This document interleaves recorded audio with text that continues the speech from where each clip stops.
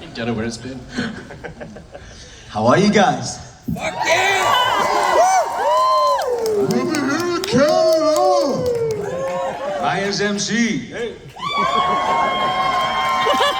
Ain't here for that shit. Well, welcome everyone. It's so great to have you guys here. Thank you for coming and spending your time with us. And like the title of this panel says, the gang's all here. This is kind of a reunion. And Kim Coates tells me that you guys have a lot of camaraderie on set. And I was wondering if we could just throw that out there and see if you have any stories that you want to share with us about that. First of all, Kim Coates is a liar. And a thief. And a terrible human being. No, that sums it up. Especially that terrible human being part. And he's from Saskatchewan. We spent 8 years together on that show, and we shot in LA where most of us lived, and it was great. It was like we got in a sort of really TV tough guy way to sort of experience what it is to be a fake motorcycle club for 8 years, and it was beautiful and great. Like we got to ride around and pretend and not actually get shot at, so it's sort of the best of both worlds. It's for me. It was a brotherhood. It really was. So it's so good. Sometimes we want to see each other for a year or two, and we get together. It's like we don't miss a beat. So yeah, it's been a brotherhood for me, brother. Love these guys, man. I really do.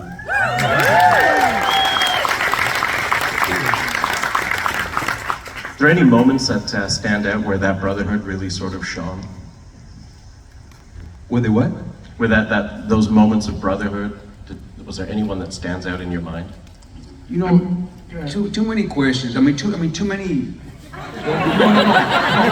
What stands out for me is that they care for each other, generally care for each other, man. Even now, too, we have some friends that are sick, or maybe not feeling too well, and you know what? We got Charlie Hunt and calling everybody up. Hey, man, we gotta get together, man, hang out a little bit. And that's a beautiful thing, man. You dig? Yeah. That's brother. That's a good brother right there, man. Love that. Yeah. Love that. Lifelong brotherhood, man. I'm thinking about that moment when we rode up to John's house. Just like wild experiences that we had together. I've been asked a lot the last couple of days if I still ride. And I pushed it for that show. Pretty much all of us were beyond the first season, not so much necessarily all the way through the first season, but from the second season on. Basically, all of us rode exclusively. Like, we really did think we were like a little motorcycle club. It's kind of sweet, kind of embarrassing in hindsight, but we would ride all the time, and I, at the end of it, just kind of got the feel, felt like I'd gotten away with a lot. Like, it's kind of a little silly the way I'd ride. I'd ride at 100 miles an hour everywhere I went for about 8 years. So I had put the bike down for the last few years. I got a little voice in the back of my head that said, you got away with a lot, maybe you want to chill out for a couple of years. But remember that ride, we were riding back once from Santa Ynez. We'd ridden 150 miles north and 150 miles back. And we were literally just one freeway exit away from where we were getting off the freeway. So we'd gone all the way over to the right-hand lane. And there was 2 cars pinched. You can split lanes in California. I don't know if you can do that here. But they were pinched up, and then there was a semi-lorry on this side. And I was in here, just totally owned that lane. Ryan was behind me. And then out of the corner of my eye, a white Lexus was entering the freeway at speed, brand new, not even any plates on it. And I just, out of the corner of my eye, I was like, wow, they're coming in hot into my real estate here, like, what are they doing? So I turn around, I give him a little Jack's Tower, like, there was nobody in the driver's seat. This lady had dropped her phone or her handbag or something, and merging onto the freeway at 70 miles an hour, had bent over all the way into the passenger seat to retrieve whatever she'd lost, and was coming right in to the freeway into my lane to kill me. Yeah. And I went, no, lady, you might be nice, but not today.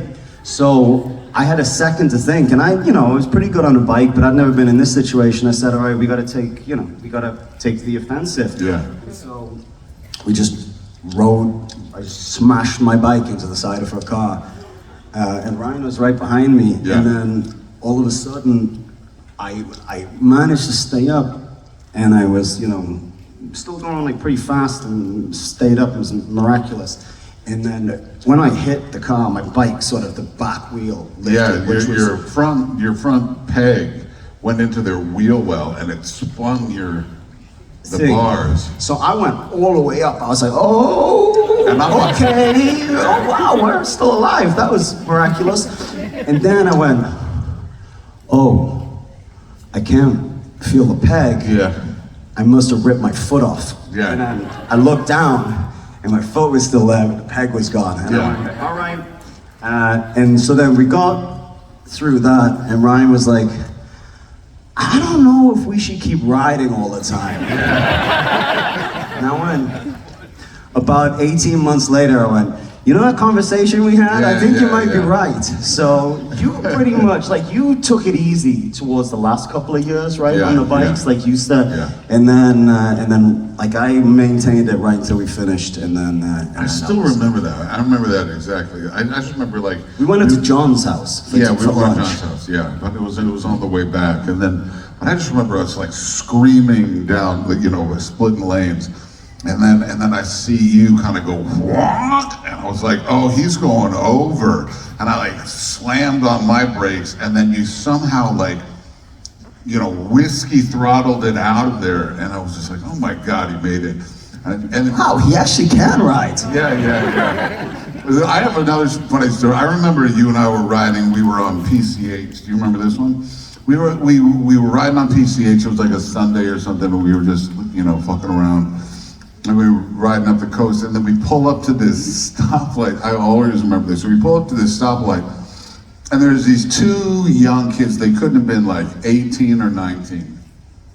And they were essentially like cosplaying. There was a guy with white sneakers on. He had his cut on, his blonde hair. There was his buddy who had a beard, who was a little chubbier, who was right next to him, who had a cut on, and they had these brand new Harleys, and they were taking them out. And Charlie and I used to wear, handkerchiefs over our faces, because we would ride so fast, you don't want to get shit in your face. So we pull up to this stoplight, and we look over at these kids who are obviously dressed just like us. And Charlie looks right back at me, and I was just like this. And then the kids kind of like look over at us, and they're like, run, run, run. And I was like, oh really? And we both went like this, and they were, and we were like, gave them a good story. Okay, so what about the moments when you're all together and you're in a restaurant or something like that? Do you ever get people coming up to you and like trying to just, intimidate you or out tough guy you or anything? No, it's more like the other way around. You ever see the Blues Brothers? You ever see the Blues Brothers when they go into the fancy restaurant and they're like, hey, how much for the women? Your wife, your little girl, I want to buy them. That's what we feel like all the time. Except without trying to buy women. Yeah. Just want them to think that. Right. It's more of the orange whip part. Orange whip? Yeah. 3 orange whips. Oh, that's a classic movie. Nobody? Wow. Guys, go watch the Blues Everyone, homework assignment. Go watch the Blues Brothers. Dan Aykroyd. There you go. Dan Aykroyd. There you go. That was John. Yep, that's right. And Carrie Fisher, we can't They forget just her. got together last weekend. Okay, so I gotta ask this. When you prepared for this show, what was your interaction with biker gangs? Like, did you actually go out and talk to them? I think you're referring to motorcycle clubs. We all had to kill somebody. It's part of the audition. No, we had an amazing producer called John Linson, who's kind of like the term method, where you just have to live the thing to be it. We're usually an actor. He's like a method producer. Yeah. He finds these worlds that he gets excited about and just goes and puts himself in that world until he feels like he understands it well enough to go and then make a TV show or film about it. And so we had amazing entry point into the world of outlaw motorcycle clubs through John Linson, you know, in the sort of Bay Area of California, San Francisco, Oakland area. So yeah, we were very fortunate that we got to sort of interact with some of the guys. And in particular, you know, it's an interesting thing. I mean, obviously, culturally, America's and Canada's really different everywhere you go, and that's reflected in motorcycle culture. I know I get a lot of, you know, a lot of static about wearing white sneakers in the show because apparently bikers don't wear white sneakers. In California, they do. And so I had an absolutely beautiful interaction with a kid called Chill Will, who is a prospect for a very well-known motorcycle club, the most well-known motorcycle club, and his dad was the longest living member of that motorcycle club. He'd had I met him when he was 18, and he'd had every one of his birthday parties in the clubhouse, you know, and he was the heir apparent. He was gonna take over this club. And I spent 4 days with him, you know, Chill Will, just mad cool under pressure, beautiful kid, wild for sure, like you wouldn't want to find yourself having trouble with him, but if you were on his right side, he's beautiful. So we spent 4 days together, and he really showed me what it was. He was like a young kid who knew he was going to be running the club, and like his dad was like mad respected and feared, and like he just, you know, he was the guy I was going to play. And there was a big funeral. I went up and I was with him from Monday through Friday. And there's a big funeral happening, no, Monday through Thursday, and there's a big funeral happening on the Saturday. And he wanted me to stay, and he said, dude, you wanna know some biker stuff? You're never gonna see anything like this funeral, like the biggest motorcycle, you know, people in our club are gonna be here from all over the world, yada, yada, yada. I had to go home. And he ended up getting murdered that day at that funeral, which is, you know, gave a sense of like, wow, this is like a real thing that we're, you know, sort of playing with here and representing and trying to bring to life, you know? And it really sort of like, obviously it was impactful to me. I just spent the week with the kid, and a day later he wasn't with us anymore. But coming back to the point that I was making about the sneakers, I get a lot of trouble from people telling me the bikers don't wear white sneakers. Well, let me tell you, Chill Will, the baddest, coolest biker I ever met in my life, wear Air Force Ones, white. He'd wear them for a week, and then he'd take them to a charity store and buy another box. Like he called them prison white, because you know, your sneakers stay really white in prison because you ain't got nowhere to get them dirty. So he called them prison whites. So that's why I wore the white sneakers. That's perfect.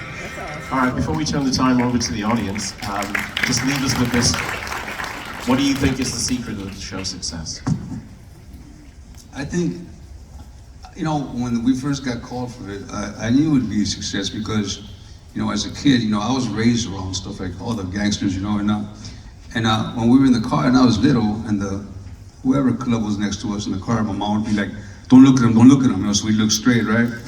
So what happened with this show is I think that you could actually live through their, you know, what they live like, you think they live like, without in the comfort of your home, and not be scared. You're Jake from the outside looking in. So I think that's why it's successful, bro. You know, so it was like Sopranos on wheels, you know. Okay, we have a microphone that's set up right there. If you want to keep your questions brief, then that way we can get as many people as we can to ask questions. Let's get it rolling. Huge fan of the show. I always used to describe it as Shakespeare on motorcycles. Considering that this is not like the TV shows and movies where people can come back, when you guys learned of Opie's death, how did that hit you? What? Way to start it off on it. We said we weren't going to cry, bro, you know?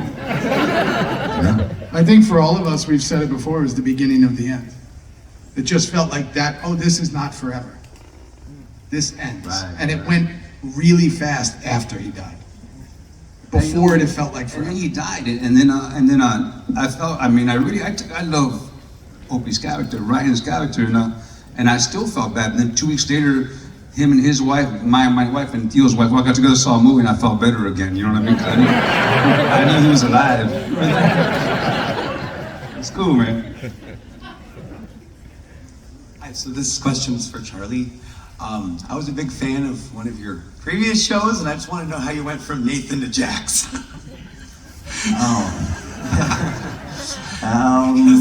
I've seen that show first, and it was like when I was watching Sons, I'm like, oh my god. Yeah, I mean, it's funny, you know. There's sometimes characters that really speak to you, and then some, you know, sort of immediately when you read it in the script, you go, oh, not only do I know this person, I feel like I am this person. That's kind of how I felt with Jax, you know, so I didn't really, you know, I had to do a bunch of work, you know, to get ready, but, you know, I didn't feel like it was a massive stretch. You know, some other things, Queer as Folk being one of them, particularly because it was my first really serious role and I had quite a lot of responsibility. You know, it felt like a real challenge. I don't know sort of specifically what was different between them, but it, you know, it's definitely a much bigger challenge for me doing Queer as Folk than I found doing Sons of Anarchy. Awesome. Right on, thank you. All right, hey Charlie, this one's for you. It's about Chill Will. Is it true that you like have a necklace or whatever that may have been given you by him? No, so Drea De Matteo had a bullet necklace that she had for something, some significance to it. And I saw it and I wanted to specifically wear something for Will in the show that I wanted to commit to wearing all the way through.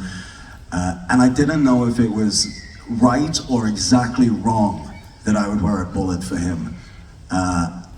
You can see, right? That's like, is that the right move or is it not the right move? But something told me that he would like it, you know? So I said, all right, that's what I'm gonna do.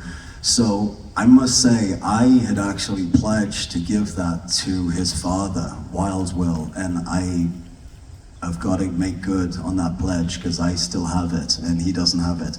Mainly because I haven't seen him since we finished, but thank you for the reminder. I'm gonna make sure he gets that bullet. That's awesome, thank you. Right on, man. Hi, everyone. Hi. Obviously, I love the show, but my question is there a show on TV right now that you wish you could be a part of? Mine.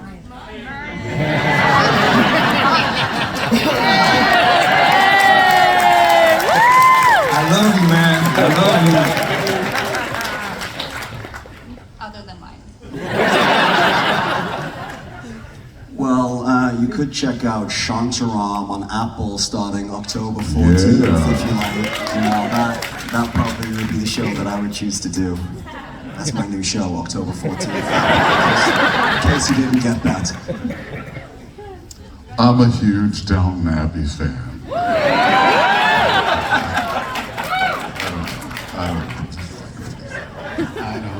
I watch kids shows. I have a 5 and Paw 6 Patrol. year old. Yeah, I would love Put me to on be. Paw Patrol. I want to guest star in Raw on Paw Patrol. I watch my show is Family Feud, man, and I swear to God, I watch it every night, and because I'm good at it, you know, and we played the Mayans went on there and played One Religion or True Religion. There's a group called, you know, the group One Religion. I don't know. We played them, but I wanted to play Sons of Anarchy. That would have been good, you know what I mean? So I got together with my PR people. So we're gonna try to do a Mayans against SOA on Family Feud. We lost, bro. I take that game serious.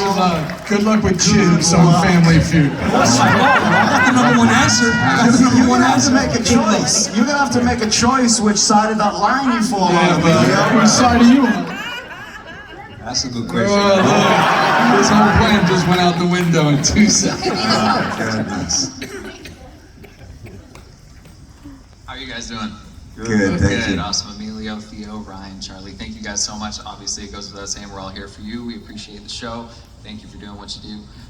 Real quick question, based on the Chill Will story, but also just generally, I know that you work with Sonny Barger, with David LaBrava. Like, what has been your experience post-show, conclusion of the show, based on any information you might have learned about real-life MC culture, and has that influenced or changed the way that you look at real-life MCs today?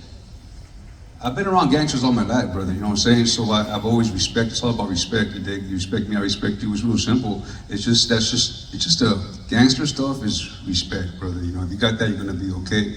And I just spent some time with David LaBrava last week in Wisconsin, so we had a great time, man. Because it's all about respect, though, you know? Yeah, to me it's about the thing that we're all seeking in life, which is community and purpose and to belong to something. And at its heart, I found I was always sort of touched by how pure and sort of simple the instinct was, or the path that led those guys to being part of that. And you know, it's just human, so human and relatable. It's what we're all doing here, right? We all found a community. So many people I meet in these events say how many friends they have and you know, how they found their people coming to these events and stuff. And so I found like it was just so simple when you got to the center of what it was all about and just so relatable, you know? Which I think was probably why people liked the show, you know? Because I think, you know, Kurt's a really smart writer, and although it was to a world that to a lot of us seems sort of foreign, you know, actually it's all just about people and the struggles that we all go through. Right on, bro. Awesome. Hi, so I was just wondering, what was your hardest scene to film, whether it be physically or emotionally? Beside all your death scenes? No, see, those are easy. It's when a scene is not written particularly well, or you don't quite understand it, or you don't agree with it, that you sort of work hard as an actor. It's like the death scenes are great. I mean, you love those things. There's like lots of violence, or you're screaming, you're crying, that kind of stuff can, I mean, it can take its toll or whatever, but that's what we sign up for. It's when something isn't quite, you know, isn't quite working, and you can't figure out why it's not working. That's as an actor, that's when you sort of earn your money, so to speak. Is all of the stuff that you might think is like really hard for us is actually pretty easy. It's the stuff where you have to figure it out a lot. Those are the hard scenes. Yeah, so true. And like if it doesn't make sense at the moment, there's always this one that eats me because I just watched the full show for the first time, and I was telling Tig this. Like when Juice was on that complete downfall, there was a scene where he had this joke where he was like talking about Tig wearing shoe polish in his hair. And like I couldn't get it to work because it didn't work where it was, but you learned one thing on the show, you say what it is, right? Like that's just the way it goes. And I couldn't get it, and I remember, you're so right. I was like, this doesn't work, it's misplaced, but you have to do it. And you know, you got it. We moved so fast, like we just got to get it done. And then you see it and you go, oh, it didn't work. Like, and you knew it wasn't. So those are definitely harder than something written as well as like the prison scene with Jackson Juice or Opie's death or, you know, whatever. Those are written so well that you're out of your mind, bro. That was that prison scene with us was the hardest thing I've ever had to do in my life. But I thought it was right there. Huh? I just watched it actually 2 days ago. It's 9 minutes long, that scene. We told this story, but when as soon as it's come up, I was terrified about doing that scene. Massive spoilers, so please, seriously, if you don't want me to ruin the entire show, put your fingers in your ears. Tell him when he can take his fingers out. So there's a moment where Juice tells me that my mom murdered my wife. Yeah. And I'm like, okay, so I just received that information. And, you know, our job is to try to make that compelling and interesting, but also feel honest. And that's not something that I got any reference point, thank goodness, you know? So it's like hard to do those scenes. I don't care what Ryan says. Like, those scenes for me is what I feel like I'm making my fun. What happened? So, I go, listen, I'm only doing this once. I don't know how to do this scene. I'm terrified. I've been thinking about it for 3 days. I haven't slept. We are going to roll a camera and we're going to see what goes out, and that's going to be it. I'm not rehearsing it, nothing. So it was all my fault. So then me and Theo have not talked about it. I'm already sitting there. He walks in, or vice versa, and we just start doing the scene. And it's 9 minutes, and it takes us about 12 minutes, like of just talking. and everything that I hoped it could be, like, I just started wailing inconsolably. I wasn't acting, I was just wailing. And I was angry, and everything that I could have ever hoped it would be is what that scene was. And then Peter Weller, who's RoboCop, was directing our episode, which was, you know, weird. And he went, "Oh, I don't know what that was, but I liked it. We're not shooting it again." And I went, "Right, we're not shooting it again. It was great." And then the DP came in, looking white, and goes, "Actually, we are shooting it again. The camera didn't roll." Brutal. That'll teach you to work too hard. Talk about getting in your head, because you're like, fuck. So I think the hard scenes are the hard ones. So harder than Tig's shoe polish line. That was a good Peter Weller impression, too. Oh, thank you. Thank you. That was generous. It really wasn't a good Peter Weller impression. But He was here about 5 years ago. You're pretty spot on. There is no Peter Weller. All right, I'm talking about Peter Weller. This guy, Scarves. this guy dresses like a cartoon version of a director. He has a beret. He has an ascot. He has a dinner jacket. He travels with his own espresso machine. He has an espresso machine. He has an assistant who carries his cigars with a giant glass cigar ashtray. Then, in between takes, he goes, "Cut, great, print, moving on." He also plays the French horn. So he cranks it up and goes. And I'm like, I'm really trying to concentrate. Who's playing the horn? Who the fuck is this guy? It's the director. I love you in Buckaroo Banzai. I fucking don't know what this guy is. And he said, and I had to ask him, I was like, one day I was like, "Yo, dude, what's with the getup?"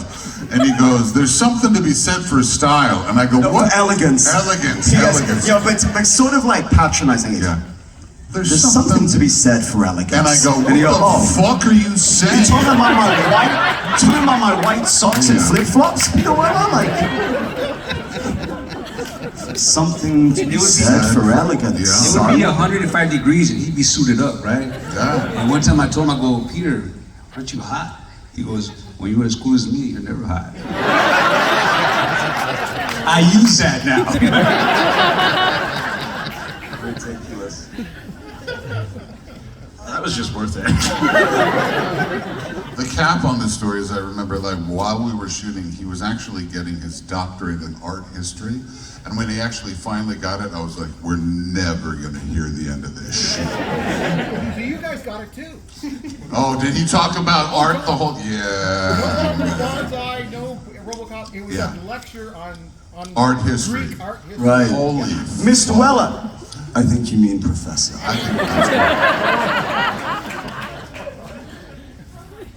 I think we've got time for a few more questions. Hi, gentlemen. Just wanted to say you guys are all amazing actors, and I love everything you guys are in. Sons was awesome because of your acting skills, obviously, and your friendship that you guys made behind the scenes as well. Do you think that's one of your favorite roles in your career?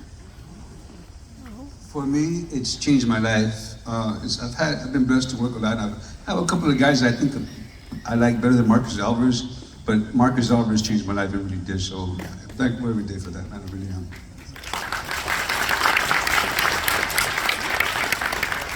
Yeah, I mean, it's a bit of a blur to me, to be completely honest. I'm still, you know, everything in my life is because of that show. Everything that came after it, I met my wife, my kids, just everything's from it.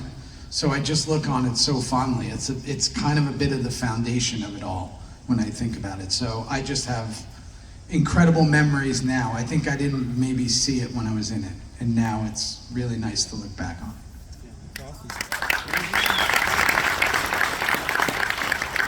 Yeah, it's all right. No, I look back on it very fondly. You know, it's like I look back on it kind of like, you know, like a gift. You know, when you know, like when you look back at like when you were a kid and you know you wanted the skateboard for Christmas and you got the skateboard, you know, and it felt like that. It felt like that it was the right role at the right time, and it had for me for what I like to do as an actor. You know, it felt like, oh, this is good, and as tragic and noble and, you know, self-sacrificial that the character was for the, you know, it felt very. I just felt like, oh, this is a great little gift that, you know, as you're journeying through being an actor, because again, these are things that we're going to be doing for our entire life, that you kind of look back on and go, oh, fuck yeah, we nailed it.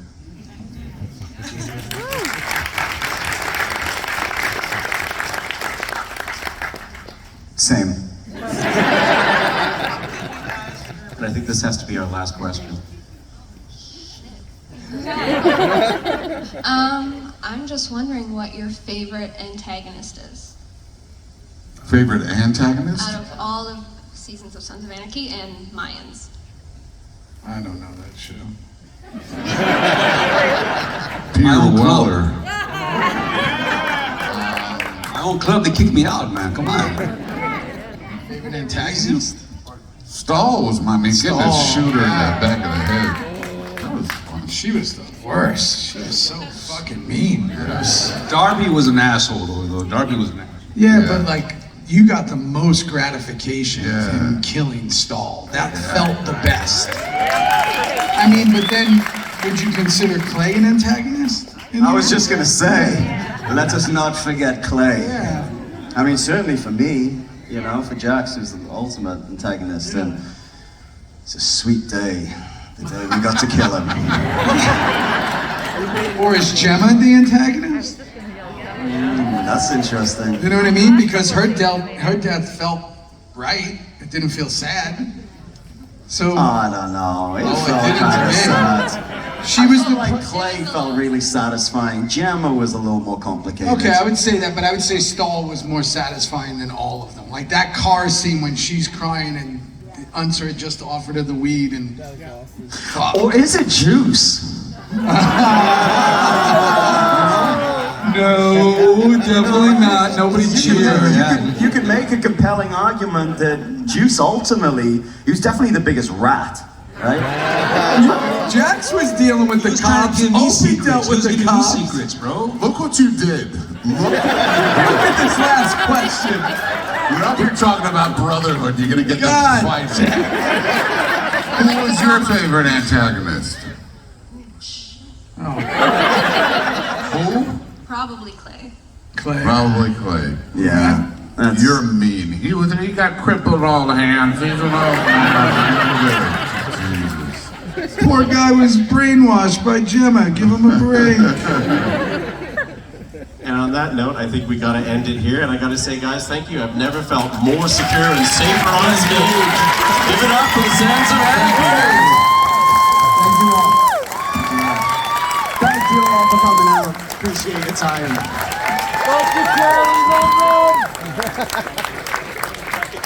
Charlie, you're fucking awesome, man.